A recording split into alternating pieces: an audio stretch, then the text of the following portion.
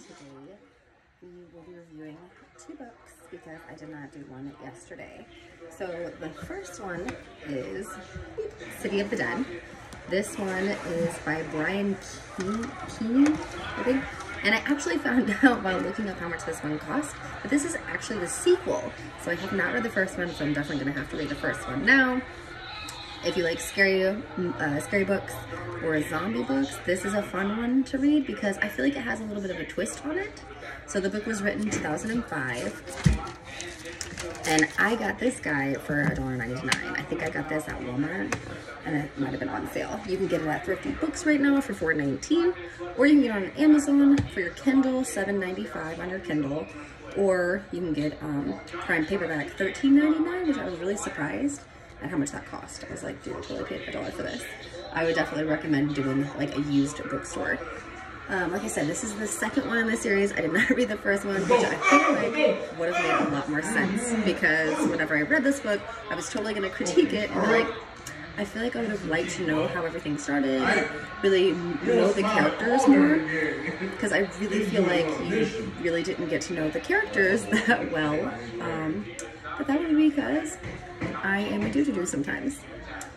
So, real quick, this, so what the back of the book says, I was just want to read real quick, is where can you go when the dead are everywhere? Cities have become overrun with the legions of the dead. All of them intent on destroying what's left of the living. Trapped inside a fortified skyscraper, a handful of survivors prepare to make their last stand against an unstoppable, undying enemy. With every hour, their chances diminish and their numbers dwindle, while the numbers of the dead can only rise. Because sooner or later, everything dies, and then it comes back, ready to kill. So this one, I didn't give it a sticker, but again, I might have to revisit that if I read the first one, because I did like it. I think the author was really great, the characters were really well flushed, but it didn't make a lot of sense to me, which makes sense now. So,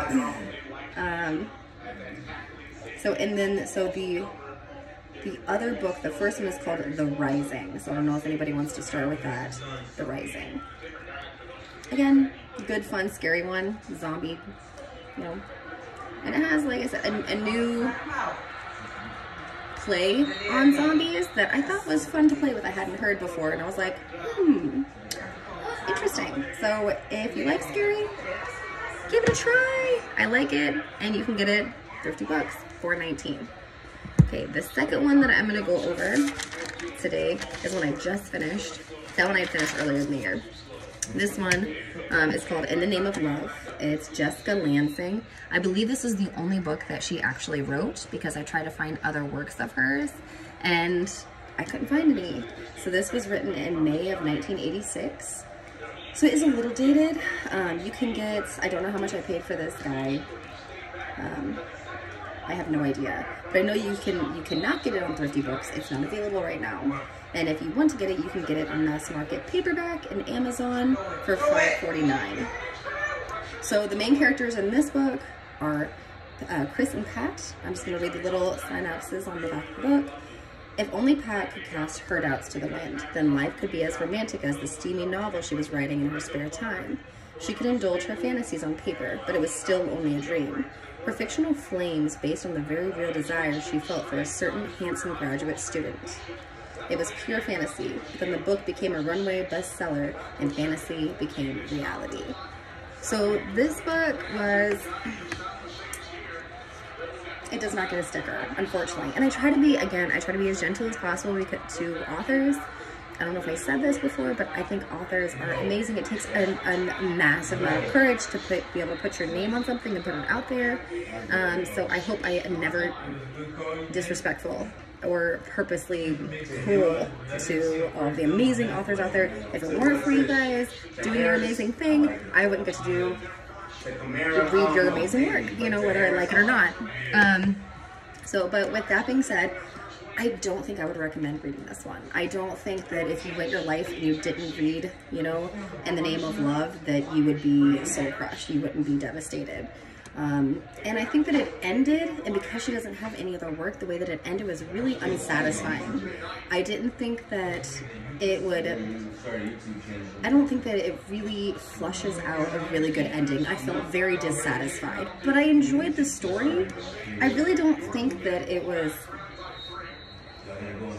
a very good romantic book.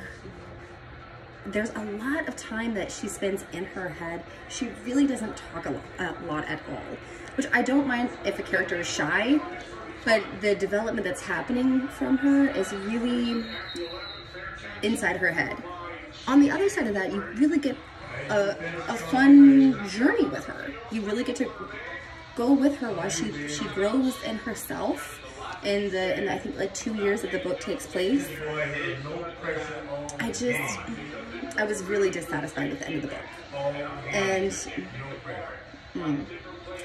And I honestly thought that Chris was kind of a douche. I really do. I'm gonna say it. I think that Pat or Patricia was taken advantage of, and she was sad and lonely, and I think that Chris took advantage of that, and he is a skis-ball. That is my opinion, and I'm sticking to it. I do not like the main male character. And the poor female character just needs really good female friends, more than just like 1 or 2, to support her and love her, because it seems like she really needs that. So, so as I said, and I will begin putting the names of the books that I'm reviewing on the book review.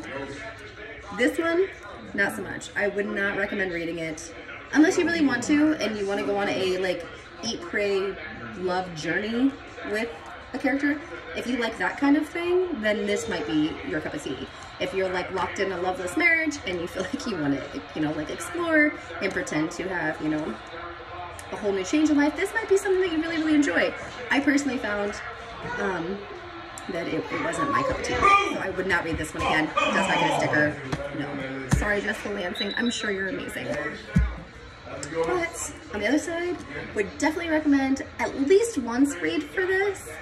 I don't think I would read it again and again, but fun, scary one, especially because it is October. So if anybody has any fun, scary books that they would think I would enjoy, or would you like me to do a review on, please let me know. Otherwise, I think I might pick up a couple of, I have a few Stephen King I might do, or I might have a Dean Koontz or 2. So, thank you guys so much for being patient. As I said, and put the comments, anything that I could do to, you know, help improve, if I should go faster, slower, more books, less books, and anything I should include, if you think I should spend longer going over the books.